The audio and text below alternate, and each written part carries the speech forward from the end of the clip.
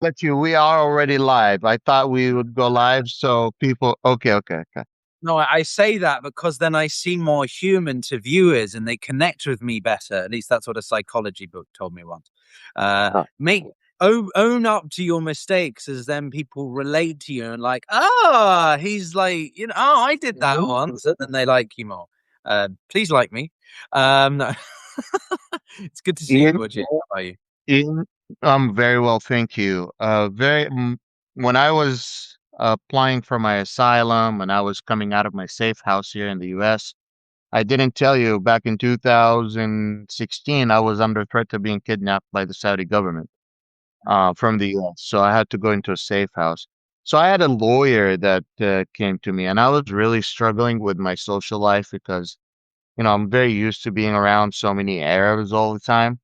And my connections with the Americans, even though I had so many American friends, I wasn't trying to build a social life around so many Americans.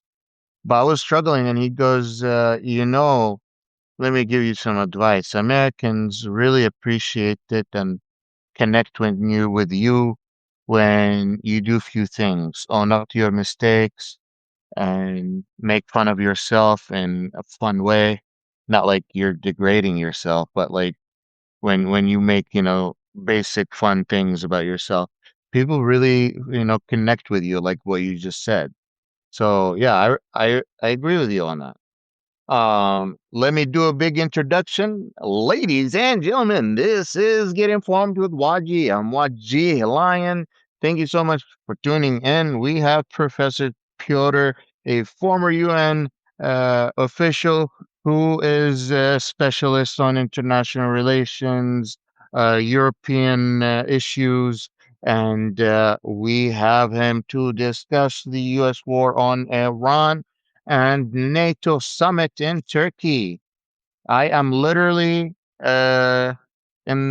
finished two research, just finished the third research to my audience, was about to publish them, and then I looked at the time and I said, "Oh shoot, I got a recording."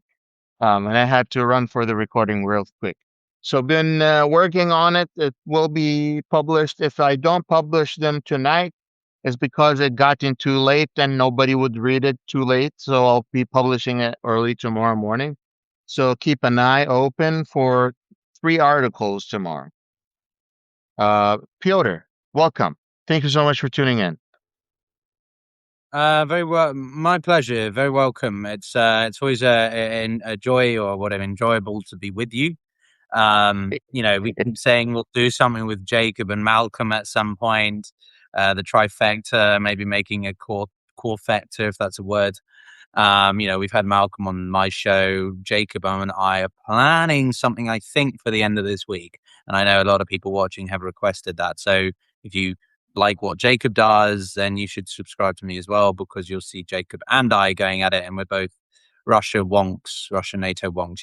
I've covered a lot with Iran, with you, Wajir, but Eurasia, Russia, Ukraine is more my wheelhouse, partially because of my background, but also just, yeah, it's always what I've been just naturally expertise on. But no, I like breaking it apart or breaking things up by going into areas, because I think the war in Iran, if we sort of turn to that initially, right, it's not just about the Middle East. It has implications and themes that overlap with so many different areas, not just in a regional sense, but in a thematic sense of it's about great power politics. The Iranians have effectively beaten a great power, a nuclear capable power, the most powerful country.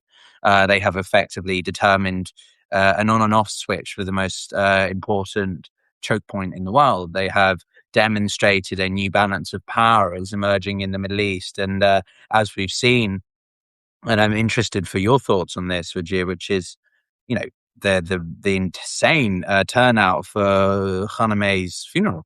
Now, of course, we can argue that it's been uh, embellished or exaggerated by the state government, but I think it's pretty clear that the entire assumption by the United States and Israel that sort of the Iranian people were fed up with the regime, the government, and somehow would take up arms and rebel. Not the case. I mean, clearly they have issues with the government around corruption and women's rights and things, but clearly it was not about wanting to topple the entire government. I mean, you might see it differently, but that's how I see it. Well, that's how I interpret well, it. no, no, I agree with you to an extent. Yes. The, there is a misunderstanding between being a a weak, أنا call إصلاحي, someone who is looking for fixing things, ending corruption, versus being opposition, versus being revolutionary. There's three levels here that we need to talk about. And I know this very well because I have been part of the Saudi opposition for a while, and I'm no longer part of the opposition. But let me explain this to you. When you're Islahi, when you are a fixer, when you're someone that who wants to end corruption, what you focus on is you come out, you're like, I am with the government. I love my government. We love our country, but we see some things that are wrong, and we're demanding that these wrong things get fixed. Opposition is like, we disagree with the whole government. We disagree with the direction of the government. We disagree with the leadership of the government. And we disagree with how it's operating and how it's structured. These are opposition. And then you've got revolutionaries who want to decouple the government and start something else. Three levels need to be discussed. But, and you saw this, and you see this in Iran. In Iran, that also applies to the people.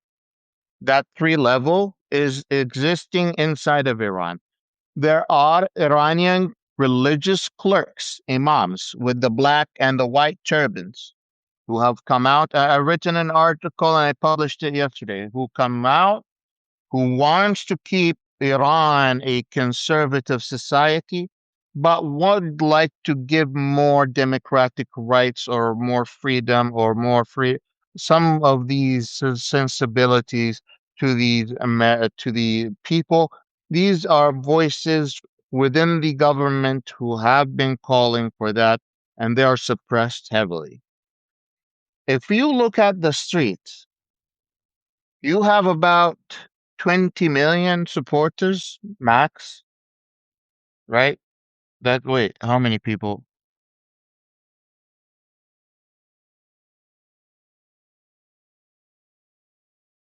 So I don't make a lie.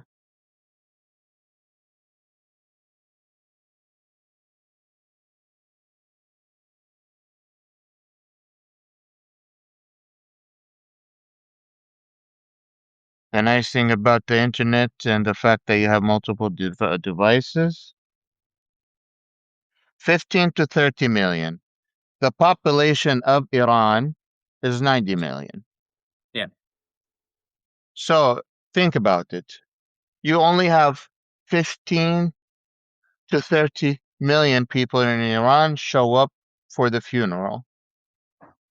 These are not all Iranians. These are also Shia that have come from Iraq, Shia that have come from Yemen, Shia that have come from across the world and have attended, in addition to the Iranians that have showed up. That gives me about, you know, I would say 30%, 40% of the Iranians are strong Iranian supporters.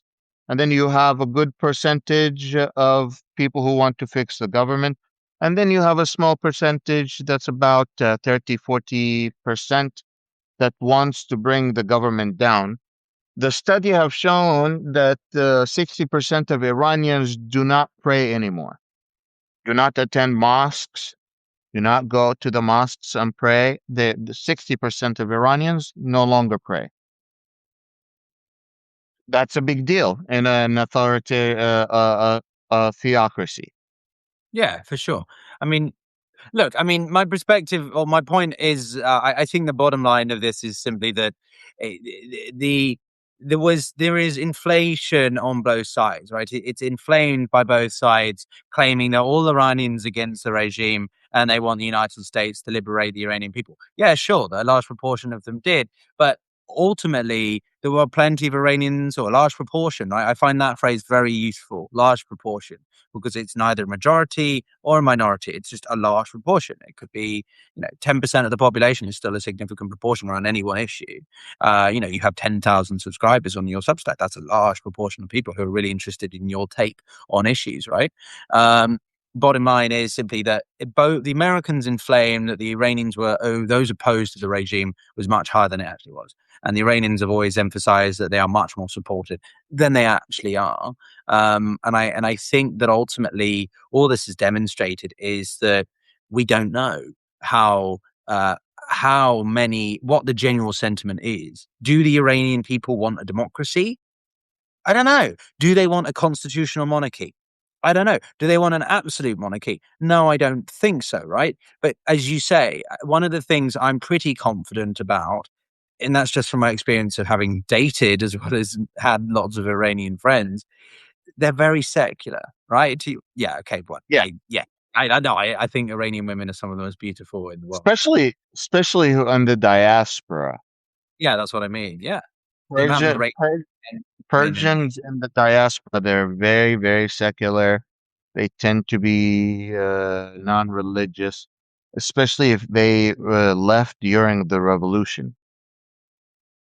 yeah, no, precisely.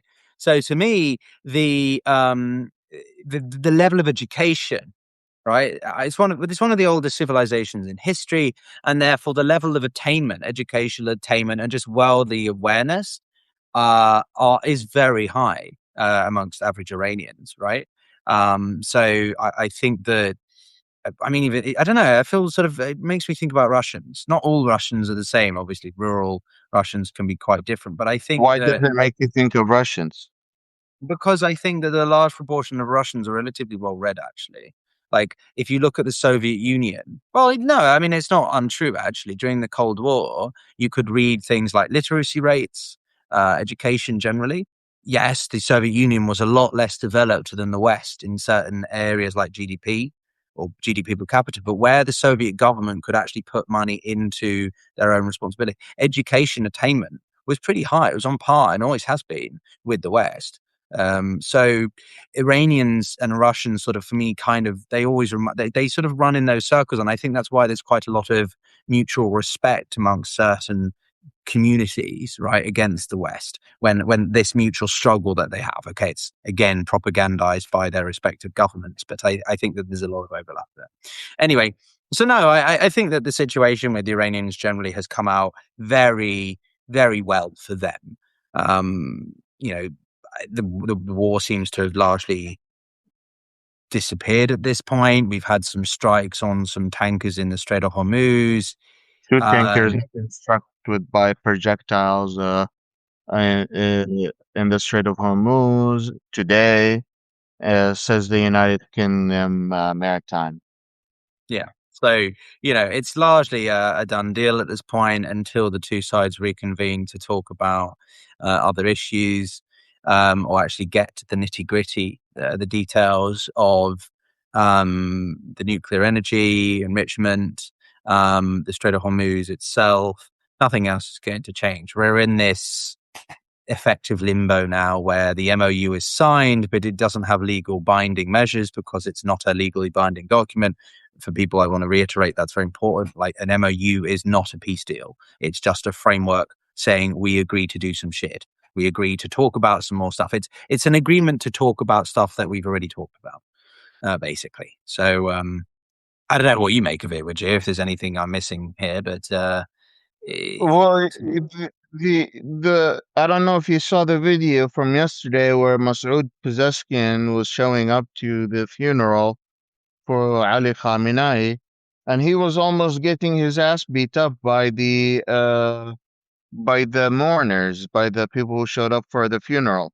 They're like, "Death to America, death to the compromiser." No, death to the compromiser. Sorry.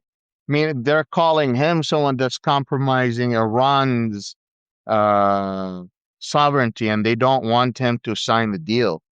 So he almost had his ass kicked at the funeral, and the there is a strong push against this peace deal from inside Iran, as much as there is that type of push from inside of Israel.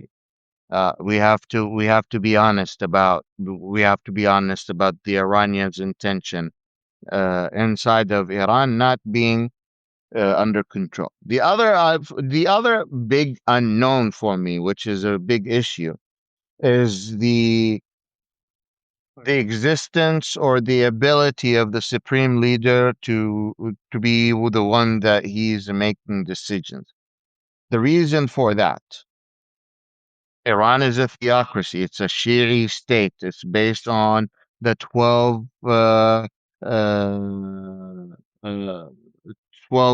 Shia of Imams of Islam, and they follow strict rules, and they establish that only a supreme leader of from the religious establishment that is a direct descendant of the prophet that has reached a certain rank, and being an imam there are different ranks, and that rank that then is chosen by a select few, but this time Mujtaba did not reach that rank, and the IRGC was the one that forced the select group to accept Mujtaba. Since his injury, we have not seen him until today. According to Islamic Sharia law for Iran, only the supreme leader can lead the funeral prayer of another supreme leader. And the biggest test for Mujtaba is showing up for his last day dad's funeral to lead the barrier funeral prayer. And whether he does that remotely or does that in person, or they show some AI or they show a body double, is going to be very interesting. The reason that is a big deal is because who's making the decisions between the IRGC leader or the supreme leader? Because if you're dealing with the IRGC leader, then you're dealing with military communication, and you're dealing with someone that who has fought against the Americans and has is on the terrorist list for America, I believe, or something like that. Um, so he's someone that really, really hates America. He's someone that really, really would love to fight the Americans. And that's something that he has a history of. But that's if the supreme leader is dead and he's the one making decisions, that we got big issue. Yeah, I mean, I think Mujtaba is with us. I don't think the IRGC would really have any benefit from picking him as the leader, only for him then to die and then them to have to pick someone else. I mean, they might as well just pick someone else and it to be fine. I mean, is it particularly symbolic that the son of the former supreme leader is now leading the country? Was it particularly sort of rally round the flag kind of effect? From my understanding, the IRGC is much more potent in its relevance and force now. The supreme leader has lost any. Khamenei is not his father. Ali Khamenei was much more powerful than any subsequent leader will be. It's not really the supreme leader anymore. I mean, this is according to the dozens of Iranian experts I've hosted over the past 4 months, upwards of 50. So, when they're varying from hawkish to dovish on Iran. So, in my personal perspective, I don't think I don't know, he might be severely injured, largely bedridden, but I think he's alive. As to whether or not that defines the strategic decision making and outlook of the Iranians, I don't know. As I say, I think I'm not saying he's alive or dead. I'm saying it's an unknown. That's all I'm saying. It's an X for me. Like y equals mx plus b. To me, this is an X because yeah, this is still we need some sort of proof. All of his statements came out only on paper. His statement didn't even come out with a vocal voice, never. So like there was not a vocal proof. There was no video proof. There like the Iranian, the Shia people need to be able to follow their pope. And the reason I'm not saying they like I'm just there has been I have several hypotheses. That's just one of these hypotheses. And why would the Iranian IRGC benefit from that? Well, I'll tell you why. He's a rubber stamp at that point. He's he's the one that would justify all of the decision making on behalf of the head of the IRGC. And all they need is his rubber stamp, and that's it. Khalas, he's good to go. Yeah, I mean, that makes sense. As I say, I personally just think that it's not. I don't think the IGC even needs that really to do what they need to do. It's kind of they're powerful enough now; they can just sort of get away with making the decisions regardless. But as I say, it's there's not any particular evidence to suggest either way. Really, is that it's all speculation. I just tend to gravitate towards thinking that he is alive. But you're an expert on it more than I am in some ways. So who knows? Steve, But yeah, I wanted to ask you about something, and then there's a statement that came out by the foreign minister Abbas. He says negotiations on the final deal will not begin if threats continue after the U.S. President Donald Trump warned that Washington will reach an agreement with Tehran or finish the job. What? okay. So the Iranians, I feel like the Iranians and Americans at this point are just doing tick for tack in terms of threatening that they have the escalation ladder. Every like they keep doing that. America keeps showing, okay, we're about to escalate, and Iran is like, oh, we're going to escalate more. And I think that is just not helpful for the whole situation. Uh, but what I wanted to ask you has to do with the NATO summit. Yeah. Daddy Trump, his Royal Highness is, who says Daddy Trump? The head of NATO. I don't want to. Please stop bringing this up, man. It's not a BDSM. I'm on here for Not good. me, not me, not me. That's the head of NATO. I'm just repeating head. This is exactly what NATO said. He's in. He's being treated like the best prince in the world right now in NATO. Everyone is treating him good. The Turkish government is suppressing protests and suppressing any type of threats, and they have been beating up people in the streets and stuff. But that's not the issue. The issue is that I'm trying to figure out what is happening in NATO, my friend, because there is his drama with Italy, and then there is his threats of leaving NATO. And then there's NATO countries trying to tell him, wait, we are improving our military, we are doing stuff. Could you break down to me what is happening? Because there is a lot going on. Yeah. And Turkey is becoming this peacemaker somehow. Well, it's okay. There's a lot there to sort of dissect. Firstly, just to wrap up the Iranian segment, I would say simply that there was a question in the comments, sort of who is a suitable leader.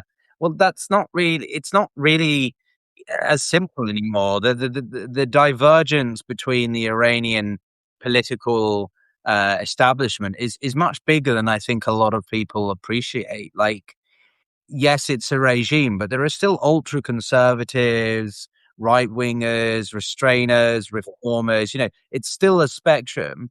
And I think most people are on the side of more hawkish or conservative values in the parliament, especially after the war. But that's not to say that there aren't more moderate. Like Bezeskian is a pretty moderate bloke. I mean, again, he's still part of the Iranian Islamic Republic, but he's definitely not the same as Suleiman, Qasem Soleimani, right? He's not the same type or ilk. Even the Aragachi, right, the foreign secretary, regardless of what you think about the government, you have to give respect to the skillmanship, the craftsmanship of the diplomats, right? And again, this isn't an endorsement, but we just have to objectively recognize that the Iranians ran circles around the Americans and the Israelis to an extent. And that shows you because of the decades of their education, their history, their multifaceted approach to things. It's very holistic, whilst the Americans always resort to firepower or threats, especially under this administration. So I just think that should be recognized. And, I think we're not going to see much change, I think, on the Iranian US front for a while. We're going to be in this, Trump's already threatening Greenland, and now I turn it to NATO and Ankara. So, Turkey is a epitome. It is a perfect example of a country, or specifically Erdogan is the epitome of a leader who likes to hedge. He simply likes to play off as many sides as he possibly can against one another to maximize his options. He's an opportunist. That's how he's stayed in power for as long as he has.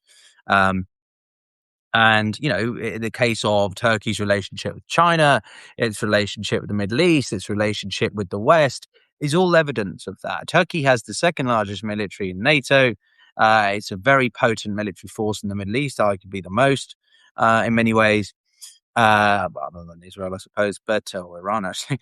But, bottom line, they by hosting this summit, they are hoping to win favor with the Americans, especially because they want F-35 Raptors, they want the advanced aircraft, fifth gen aircraft, but also their commitment to NATO, right? They have been consistent in keeping the Bosphorus Strait, the river that cuts the country in two effectively, and Russia's only access to the Black Sea, closed.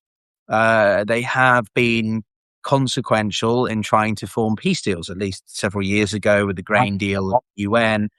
So they are, they have been tacitly more supportive of Ukraine than they have Russia, especially in the past few years. I can go on, but I'll pause. Well, you saw Netanyahu came out and he's quite pissed off with Trump. He doesn't want the sales of F-35s to Turkey. He didn't want the sales of F-35s to Saudi Arabia. He didn't want, I think Trump said he would probably extend the sale of F-35s or other missiles to the UAE and Qatar. We'll see what about that. But is Trump playing Turkey as a card against Israel at this point? Oh, that's a that's a strategic play I had not considered. Interesting. Very interesting.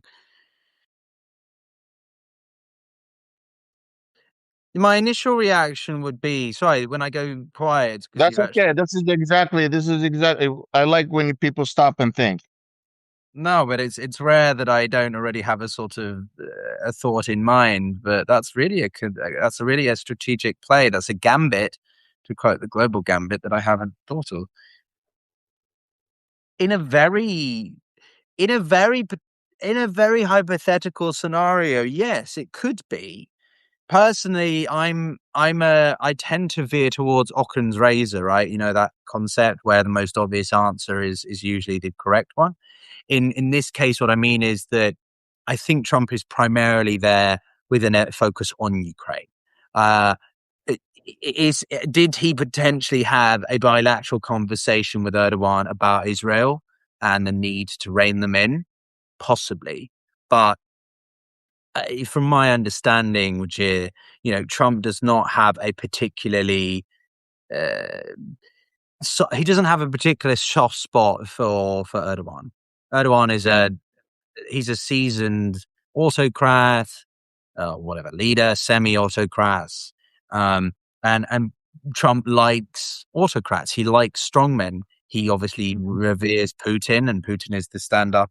But Erdogan is sort of like a diluted Putin. You know, Erdogan has centralized power. He's a Changed the political. constitution to Yeah, stay in exactly. power, Yeah, imprisoned journalists. He's done the whole spiel. yeah, he's done a lot of the same things as Putin, just not to the same degree. So he, I think, is someone that Putin probably Trump has a lot of respect for. But is he sort of trying to somehow leverage Turkey as a way to get back at Israel or weaken Israel or undermine Israel? I don't know. I mean, there's a lot of concern that the Turkish and Israelis might go to war at some point in the near future. I'm still on the fence about that. I think if you'd asked me a couple of months ago, it might have been possible, but I think things have sort of settled a bit for now. But I'm not. I don't know. I don't veer towards believing that that's possible of Trump. I don't think he has that level of strategic calculus. Okay. And it's no, I mean, no, it's an interesting proposition, and certainly, I'm not saying no. I think on the face of it, I mean, let's just run through what does Trump gain by doing that? By pressure, by incentivizing the Turkish to what? Put pressure on Israel? Like Well, that just no. like What I what sort? was particularly thinking was, well, if you don't stop what you're doing in Lebanon, if you don't stop what you're doing in, yeah, if what you're doing in Lebanon, then why shouldn't I make this sell to the Turks? The Turks don't even need to put any pressure on the Israelis. All it is, oh, you don't want me to sell any F-35s to Turkey? Then you gotta do is scratch my back so I scratch your back type thing. That's maybe one thing I was thinking of, but that's No, he's a leverage person type thing. no, I get it. It's an interesting idea. I just think it's a bit convoluted because sort of I'm going to send and excuse me, I'm going to sell F-35 fifth gen fighters to Turkey, a country that has proven quite a few times to be unreliable to us in Middle Eastern affairs, as well as other places, as a way to sort of symbolically punish Israel, and sort of try to get pressure them to pull out of Lebanon, but then by which, if the Turkish did for some reason feel a red line had been crossed over Gaza or something, they could then use these new F-35s to attack Israel. I don't know. I'm not It's a convinced. long shot. It's a long shot. It's a long shot. Oh, I like it. We should do more of these. This is great. I love useful, scenario analysis. I love that. That's great. We Well, should work in. We should set up a private consultant. We could be political risk analysts. Oh, I would love to. This is something I'm really good at. cool. Um, Okay. Well, there you go, yeah, guys. Seeing the I'm actually beginning of. going to get my master's. I don't know if you know. I start my master's this coming fall. Oh, where are you going? What are you doing? I'm going to Humphrey School of Public Affairs in the University of Minnesota and getting my master's in public affairs. And, focused on conflict, focused on emergency situations. That's the type of thing I like to do, crisis management. So, we'll see how that goes. I'm excited for it. Yeah, no, well, that's exciting, mate. Public affairs. That's quite. Is that like you just get a master's of uh, what an MPhil? No, that's philosophy. MPA. An MPA, and then you specialize in like specific topics whilst you're there, or how Yeah. does it work? Yeah, okay, You sweet. can specialize in whatever you want in public affairs. But my end goal is to go to Georgetown for, the diplomacy school there. Oh, We'll see. oh, Sif. Well, I can introduce you to plenty of people there. I know half the faculty. Um, if you want, I mean, Yeah, well, Sam, definitely would love that. I can get you a foot in the door there, no problem. See, guys, if you need contacts or things, I'm your man. Just sound like I'm Wingman Pyotr, y'all, you're missing out. You haven't subscribed to him yet. You have no idea what you're missing. He's actually well respected, well regarded, demanded to speak on many places. He has a big audience on YouTube. He's just starting on Substack. So you may not heard of him because you are on Substack, but he's well known. He is well respected. And just like when I had Deborah Amos on my podcast the other day, everyone knows Deborah Amos, but because she's new on Substack, no one knew to subscribe to her. So everyone's subscribing to her now. So go ahead, take a second and click on my name, and you will see a drop and subscribe to Pyotr. Professor Pyotr knows what he's talking about. Did you see that Hamas has announced that it will no longer govern Gaza? Yeah, yeah, yeah. Oh, what do you make of that? So what are they going to become, a nonprofit? Well, maybe they can just join UNRWA or something, right? There was that whole thing with UNRWA and Hamas several times. Yeah, I mean, look, Hamas still exists in its skeleton form. It's still very much omnipresent across the strip, and this whole idea of the decapitation strategy by the Israelis has not come to pass, right? So, much like the Americans tried with the Iranians, they tried with Hamas, and it hasn't worked. Um, eh, yeah, no, I mean, I don't know. I think they're just doing it partially for survival. We've got that complicated relationship with Fatah, and of course the West Bank, the continued encroachment on the territories there by settlers and settlements of the Israeli communities. So, yeah, it's the whole world has just largely forgotten about Gaza, hasn't it? And the Yeah. whole situation. So It feels like I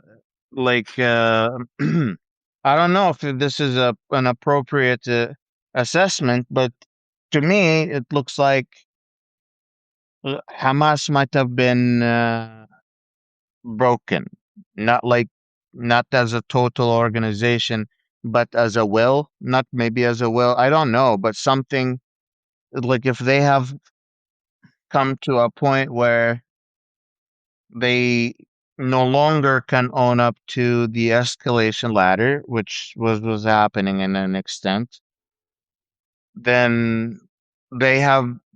I don't know. It- w- is this giving up because this is the technocratic? Then this is paving the way for the technocratic committee to take over as Israeli forces keep up the deadly attack on Palestine or on Gaza and Palestinian territory. So like no, I this mean, is just look, I think that it's simply this is just fatigue. It's strategic fatigue. It's war fatigue. It's existential fatigue in the sense that they've been fighting for so long to survive, and now that the war has largely subsided, it's not over, but they don't have the means to rebuild properly. Right? There's no funding. There's no access. There's no, there's Iran has been completely consumed by its own internal affairs, its own survival. So their biggest buyer of support is not there. I mean, the Houthis do supposedly give them stuff occasionally, but it's more in military equipment. It's not civilian related stuff. It's not stuff for the civilian, right? You've got the war economy, you've got the civilian economy in times of war. And the civilian economy is non-existent. I mean, just the pictures, the footage of Gaza. Every time I see it, it's like Cologne or Dresden or friggin' Nagasaki or Hiroshima after the bombs fell. It's just rubble. This I'm not going into the intricacies of the war and who started it, but just purely from an observational point, like the city is. It was a booming town, a bustling town on the Mediterranean, and it's just I don't know, man. I don't even. I used to talk about what Israel and Gaza much more often, and I reached a point where I just was like, I can't talk about this anymore. Not because I sort of, because fatigue. yeah, it was just. it's the most toxic and unsolvable geopolitical issue of our time. And it was just, I don't know. Yeah, it was just, yeah, It's I like just when people ask me to, do you think Sunni and Shi'i conflict will be solved in your lifetime? And I'm like, it wasn't solved for 1,400 years. What would make you think it would be solved now? We would love, there are people that who are assimilating and who are like finding ways to bring peace between Shia and Sunni.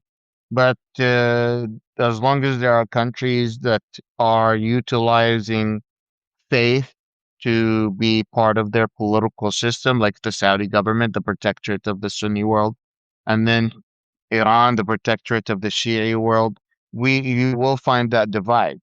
I feel like there's some similarities to that in regards to the Israeli-Palestinian conflict. wait, can I It's ask you a question on that? Yes, sir. Um, yeah, no, I don't want to deviate away of because I know you wanted to talk about NATO, but It's okay. no, I'm quite interested. So I've not been to much of the Middle East, but I have been to more than the average person. And one country I went to, which I absolutely love, and I really want to go back to like now, is Oman. I think Oman Oman is is beautiful. it's such a gem for everyone watching. Actually, do put in your diaries or in your whatever. Write down Oman. Right, it's one of the countries that you should be more aware of because of the Strait of Hormuz. But it's Saudi Arabia is here, and then you've got Yemen, and then up here Oman, and then Iran's over here. Right. Mhm. Um, it's a really moderate Islamic country.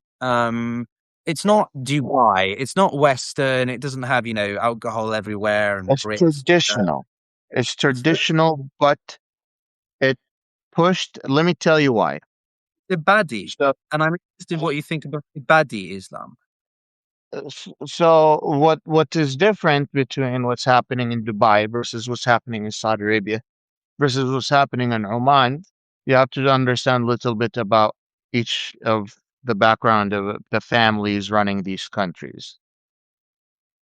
On the Arabian Peninsula, there was more than 50, 60 sects of Islamic beliefs. And between all of the sects, Shia, Sunni, Sufi, there was many faith. And Mecca and Medina, the prayers was divided before Saudi Arabia. It was divided between Shia, Sunni, and Sufis, and then I don't know what else, but they had their own day, and they would run the prayer, and all the Muslims would pray behind them just fine. That just showed like some Islamic unity that we don't have at the moment. Now, but we have to also understand how far the history goes. The history goes all the way to the the son-in-law of the prophet has two kids, and the civil war that happened between the Muslims regarding who runs the Muslim nation. That's the original of the divide. I've written an article recently about it. Go read it. What is happening? Saudi Arabia it was partnered with Muhammad bin Abdul Wahab, an ideologist who believed that all Muslims that do not believe in his own interpretation of the Sharia, Salafist, Wahhabist ideology, is not a Muslim. And therefore, it is okay for you to go to war against them and even take whatever they own as yours. So they started their war in Arabia, and they tried to unify the whole Arabian Peninsula 3 times. Now we're at the third Saudi government. There was the first Saudi government, the second Saudi government. We're at the third Saudi government because the Ottomans took them down twice, and now they came out. Um, the Salafists are very much like the Westboro Baptist Church in Topeka, Kansas. where they believe if you are a Christian and you don't believe in our interpretation of Christianity, you're not a real Christian. So that's a very extreme interpretation of a faith, right? Saudi Arabia is very extreme when it comes to this ideologies that any other faith in the Saudi government and in the Saudi nation is like been suppressed heavily. So Saudi Arabia ended up being very, very conservative and very, very strict. Meanwhile, the UAE people are the minority. They don't even have they have their own people, but they are the minority. So they have their own religious laws that they apply according to themselves. But because everything that is designed in the UAE is based on transactions with the Western world, the laws exist to allow Westerners to practice whatever they want without being suppressed. So it is UAE is the only country, I believe, in the Gulf states that have Buddha temple, that have a Sikh temple. That just does not exist in the rest of the Arabian Peninsula. So that's like a very extreme liberal situation. Now Oman is a sultanate. Like Yeah. Oman is our oldest ally. We have been allies with them for 200 years. 200 years, that's how long they have been our ally in the Middle East. So they're an old country that existed before all of the other countries in the whole the whole Middle East. In my opinion, they are the oldest standing country that exists at the moment. They have found a balance, and their education system, you cannot tell someone else that their faith is wrong. And the education system, they encourage that all people pray next to each other regardless of which faith and Islam they are in. Right. But when you go to Saudi Arabia, you have mosques specifically for Sunnah, mosques specifically for Shia, and mosques specifically for Sufis. So, like, there you could see that there is segregation there, and there is an actual divide. The Omani government did few things. They really focused on their authentic traditions. Have you noticed that when you went to Oman, it was the most authentic experience out of the Gulf states you've had in terms of culture? You did not see any Western like inclusion for the most part. Well, there's, we stayed in the Shangri-La, and we were there for about 2.5, 3 weeks. We did a large, I mean, it was quite a long time for the size of the country, but it was somewhere that my mother and I, who took me, because I just graduated from university. This was about 10 years ago. And so it was sort of like a congratulations for well, like you will be when you graduate with your public affairs. Yeah, I spent a lot of time there, and it's a very modest country. It's very moderate. I think the word that comes to mind to define it is moderate. Now, there's a lot of reasons as to why that is. It's clean. You mustn't insult the Sultan, but the Sultan has emphasized religious tolerance. He's emphasized tolerance and adopted an inclusive approach. There's a really good video by Real Life Law, who's a massive YouTuber, and he does a comparative analysis of Yemen, who's exactly the same sort of, strip of land, and then a Muslim strip, and they couldn't be more distinguished in their lack of development, poverty, corruption, civil war, versus the complete stability and oasis that Oman is. But yeah, it's very different to Saudi Arabia or Bahrain or Kuwait or Qatar or Dubai or whatever UAE. It's such a unique entity. And it's what I would love to imagine more of the Middle East could be like. It's still about Islam and being respectful to those different traditions and customs, but it's not in a way that I'm going to be blunt, which, MBS and the Saudi government's treatment of women, Yeah. uh, treatment of minorities, anyone Uh-huh. who does, you get your hand chopped off if you're caught stealing. It's barbaric, to be honest with you. I think And the if Saudi. you're a drug dealer, you get beheaded. Oh, really? All right, lovely. Mhm. Um, do we have an escalation ladder for this? But any chance of the types of crimes and punishment? Jesus Christ, excuse me. Yeah. So anyway, no. Bottom line for Oman, just to sort of wrap that up, because I'm going to have to go shortly. Um, is No worries. uh, yeah, visit Oman. It's a beautiful country. Very safe. I was there with my mother. She was joking with staff. We went out to the Grand Mosque, and they have TVs Yes. inside. And my mother,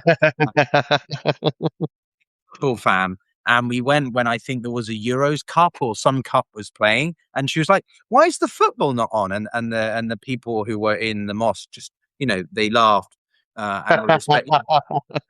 You said that in Saudi Arabia, you'd be in jail, man, or you'd be like, Oh my God.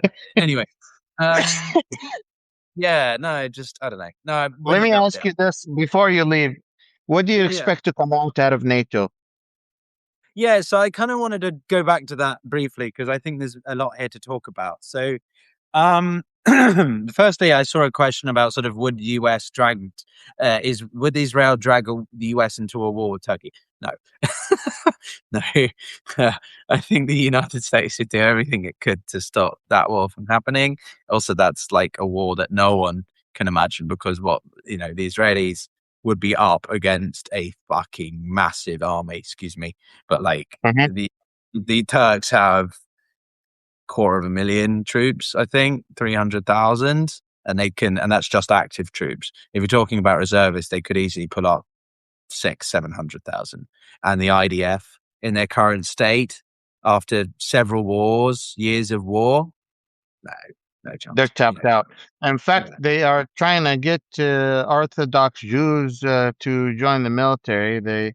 Orthodox Jews, if you are in your education, you can take a break from serving in military. There's a big conflict. Sorry to cut you off. Keep going.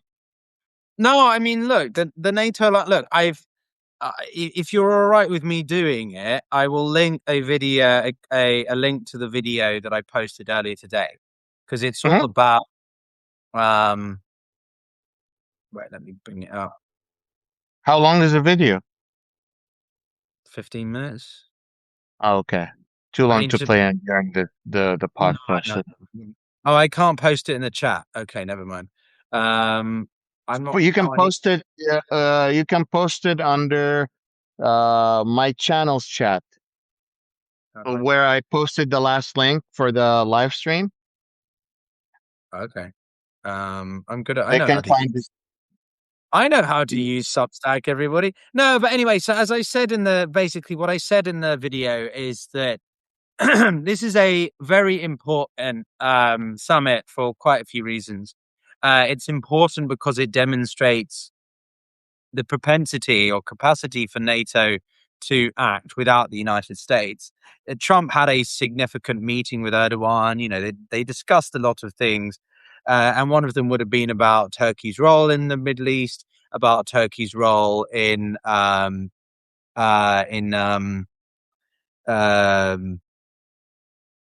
hang on, let me start it here. Yeah, okay. So I put it here, NATO summit. It's underneath the video if you want to watch I it. found it. I just restacked it for you. Oh, thanks. But yeah, so if you, yeah, so this NATO summit is huge because it's the first opportunity for the Europeans to really demonstrate that they increasingly don't need the United States. Now, we mustn't get ahead of ourselves and say that suddenly Europe is completely rid of the US and it's a superpower. And no, no, no. We're not saying that. What we are saying is that the United States, Trump wanted the Europeans to commit more to um, to their own defense, to be independent, to be on. And we're doing that now. The Europeans are doing that now, but not in the way that the United States expected. We are not buying more from the US. We are buying things, but one of the biggest reports today is that the British government are going to be leading a new program under NATO to develop long-range strike capabilities. This is huge. This is huge because it shows that the US is so unreliable that the Europeans want their own ballistic missiles. They want their own ICBMs. They want their own missiles that they have been reliant on, and the United States has had that unique and far advanced technology for decades, Mhm. which would completely change the balance of power because it would put the Europeans in the same military theater or level as the Chinese, the Russians, the Americans. You know, not many countries have long range strike capabilities. The Iranians have it, to be fair. So that's a huge development. It's also massive because Ukraine's leader Zelensky gave a big speech earlier. And whilst, again, we mustn't get carried away with the war suddenly ending tomorrow, but he basically said that, the Ukrainians are killing about 30,000 Russians a month. And as someone who is half Russian, it is difficult to hear such a number like that. I saw an article on X earlier, which basically said that we've now had a handful, about 4 or 5 boys who were born in 2008 who were being killed. So, I was born in 93. I still consider myself pretty young. But these kids are not even 18 years old and they're being killed. One kid left high school to go and fight for his mother Russia, right? Or whatever. His parents said we did the right thing of sending him to the front line to fight on behalf of his country.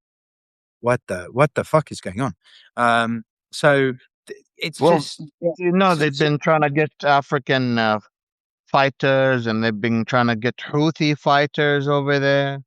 They tried every trick in the book, every goddamn trick in the book, and a lot of people were told, "Okay, they were just signing up for just jobs that regular people do," and then they went and all of a sudden found themselves in the middle of the war, and they're caught by the Ukrainian government, but their government doesn't want them because they can't even afford to bring them back.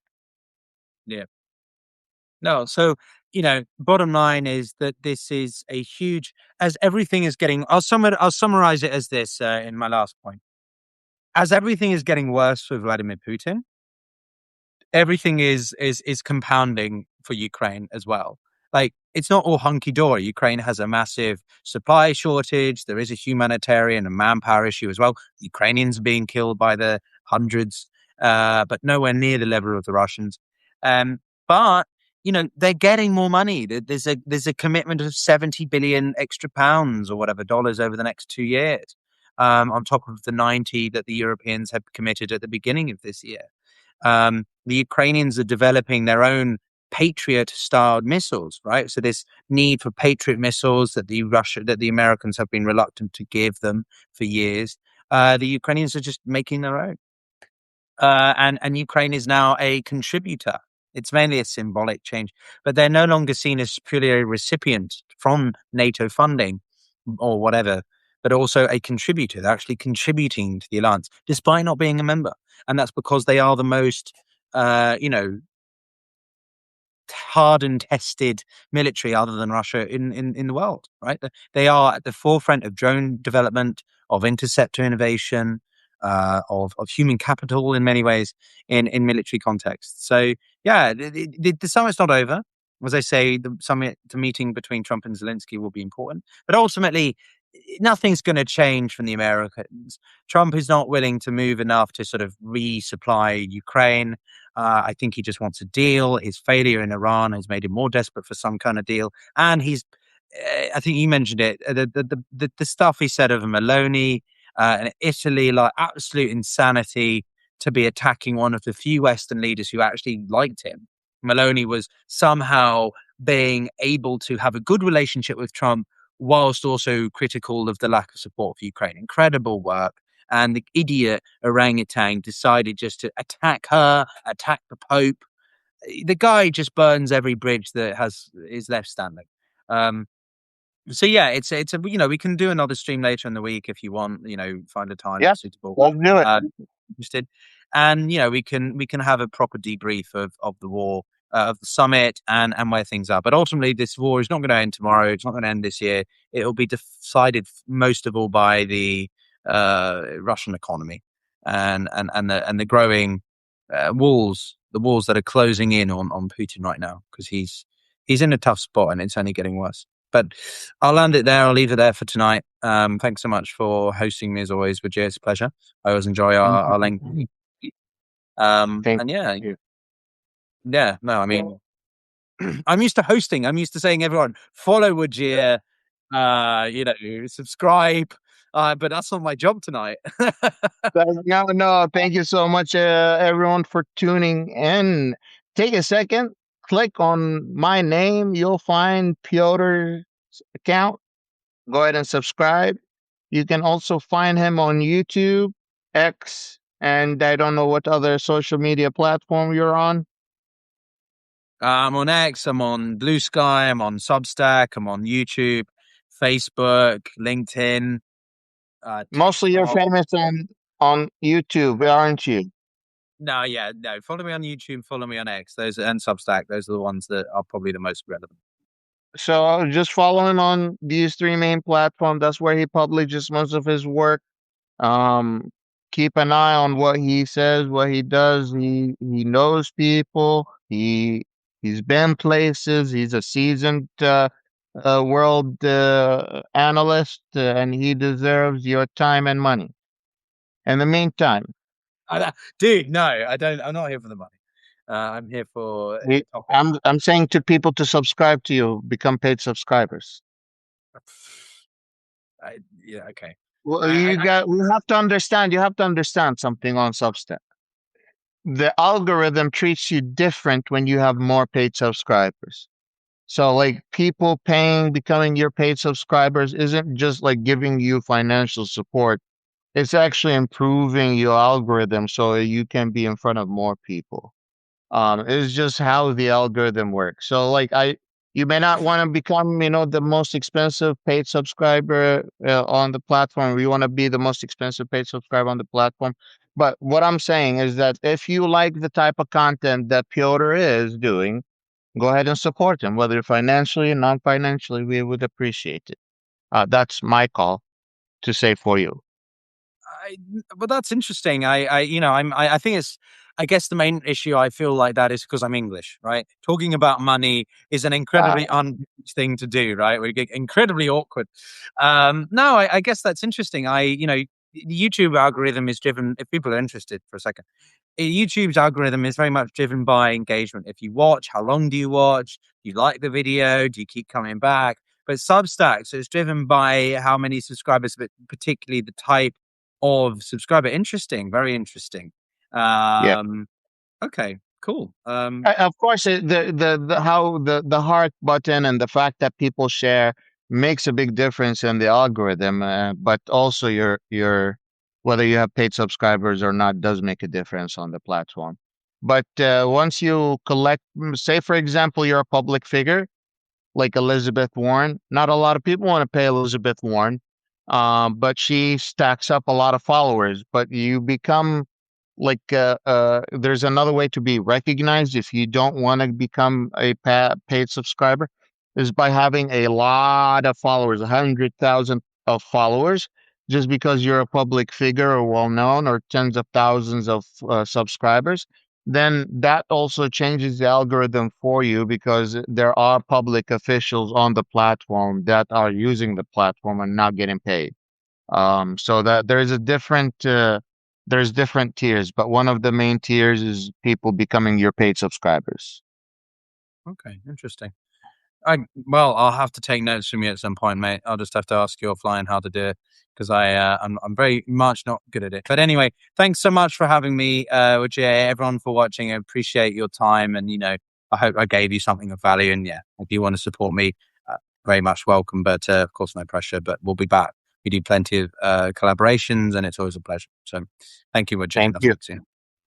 Sounds good. As you know, I always like to say, you may not fuck with politics, but politics will always fuck with you. Like, subscribe, and share. Like I always like to say, مع السلامة, bye bye, وبالإنجليزي, goodbye. Cheers, bye, everyone. Have a good one.